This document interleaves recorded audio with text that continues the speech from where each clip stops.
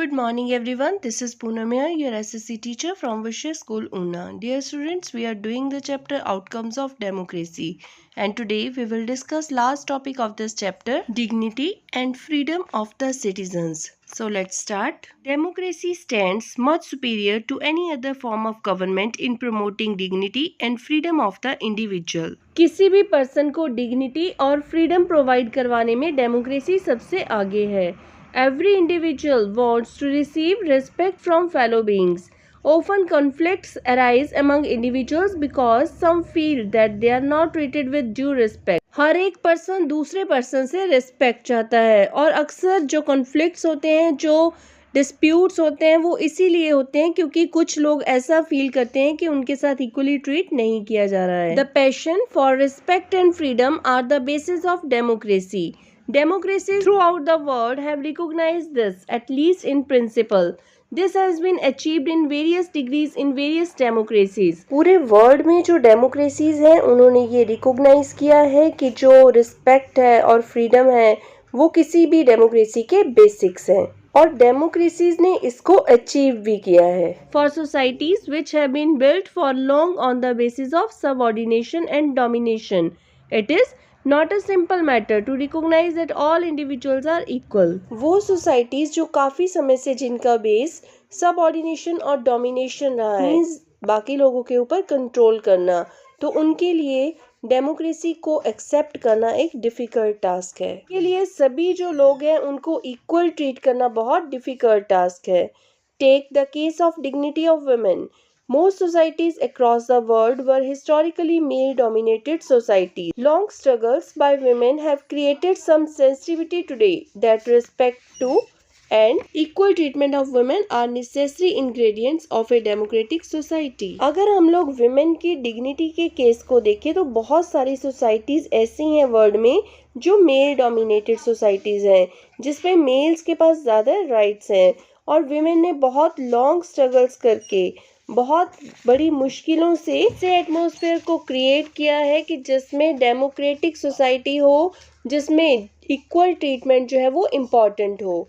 That doesn't mean that women are actually always treated with respect, but once the principle is recognized, it becomes easier for women to wage a struggle against what is now unacceptable legally and morally. तो ऐसा भी नहीं है कि women को equally treat किया जाए, respect के साथ treat किया जा रहा है, बट अगर एक बार ये प्रिंसिपल रिकॉग्नाइज हो जाएगा तो वुमेन के लिए अपने स्ट्रगल को आगे ले जाना इजी हो जाएगा. In a non democratic setup this unacceptability would not have legal basis because the principle of individual freedom and dignity would not have the legal and moral force there. In a non democratic setup this unacceptability would not have legal basis because the principle of individual freedom and dignity would not have the legal and moral force here. तो non democratic setup में ये जो अनएक्सेप्टेबिलिटी है इसका कोई भी legal base नहीं है क्योंकि इंडिविजुअल फ्रीडम और डिग्निटी का कोई भी लीगल या फिर मॉरल बेस नहीं है. The same is true of caste inequalities. Democracy in India has strengthened the claims of the disadvantages and discriminated caste for equal status and equal opportunity. India में democracy ने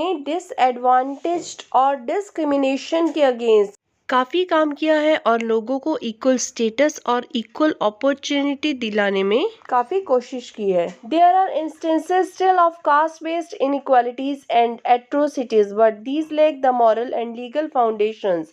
perhaps it is the recognition that make ordinary citizens value their democratic rights.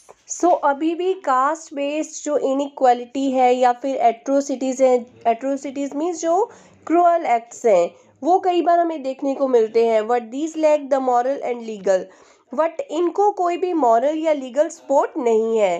Perhaps it is the recognition that makes ordinary citizens value their democratic rights.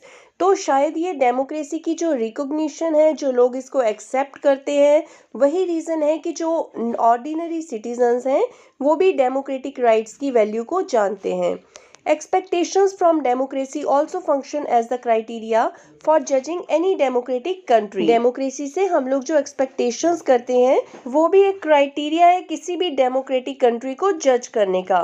What is most distinctive about democracy is that its examination never gets over As democracy passes one test, it produces another test. As people get some benefits of democracy, they ask for more and want to make democracy even better. जब लोगों को democracy के benefits मिलते हैं तो वो और ज़्यादा की उम्मीद करते हैं कि डेमोक्रेसी और ज़्यादा बेटर हो. That is why when we ask people about the way democracy functions, they will always come up with more expectations and many complaints.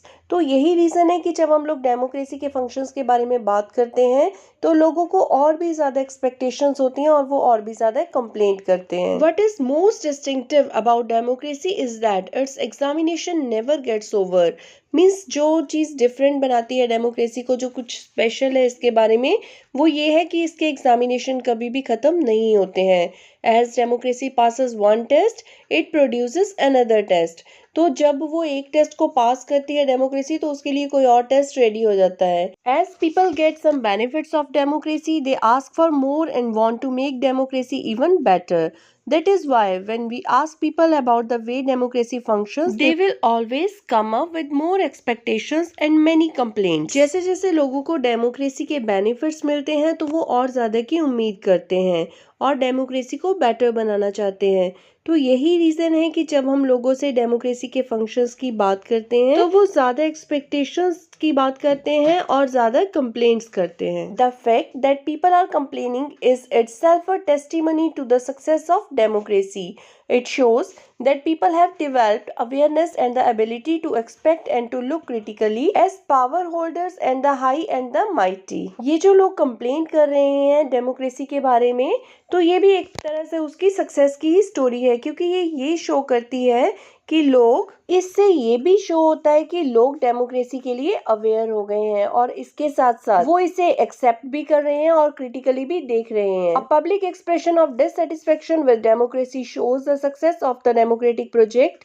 It transforms people from the status of a subject into that of a citizen. लोगों का जो democracy से dissatisfaction है वो democratic जो ये पूरा project है उसकी सक्सेस को भी शो करती है. इसने लोगों को एक सब्जेक्ट से एक सिटीजन के रूप में चेंज किया है.